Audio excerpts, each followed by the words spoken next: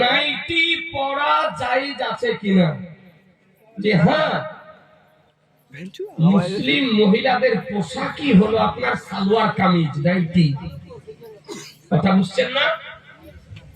প্রকৃত মুসলিম মহিলাদের পোশাকই হলো সালোয়ার কামিজ, নাইটি। নাইটি পরিধান করা যায়। নাইটি কাকে বলে? সালোয়ার কামিজ আপনারা বুঝেন। নাইটিটা যে গলা থেকে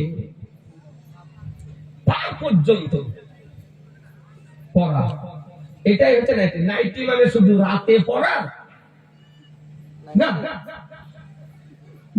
নাম হলো নাইটি, দিনে রাতে সব সময় পরে। তবে কুটগুলি এই নাইটি হতে হবে এই হাতওয়ালা। কিওয়ালা হতে হবে?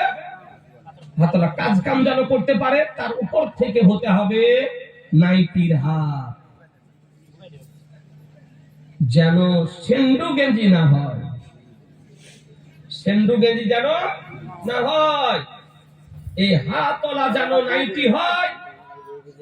ওই নাইটি পরিধান করা যায় এবং ওই নাইটির উপর একটা উড়না চাদর নিয়ে নামাজ পড়াও যায়,